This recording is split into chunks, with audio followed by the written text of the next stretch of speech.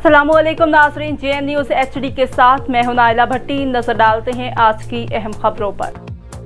Vehari district news reporter doctor Wajid Hussain Channar की report के मुताबिक मुख्तलिफ थानाजात के DPO की हिदायत पर मनशियात के खिलाफ कारकर्दगी। DPO विहाड़ी ने मनशियात के खात्मे के हवाले से अपना वादा सच कर दिखाया।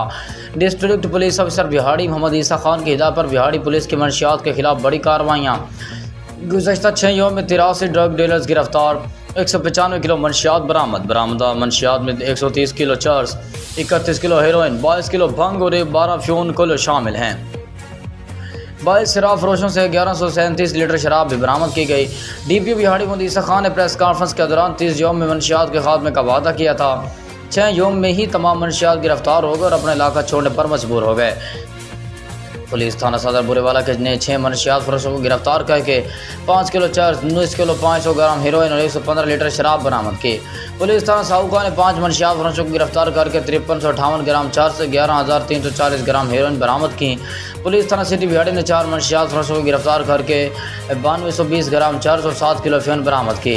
पुलिस थाना तिब्बत सुल्तानपुर ने 7 मनशियात फरोशों को गिरफ्तार करके 25 किलो चर्स और 700 किलो भंग बरामद की। मनशियात के आदि अफराद को जो कि विहाड़ी के शहर की ग्रीन बैरेट में मुसलसल पड़े रहते थे।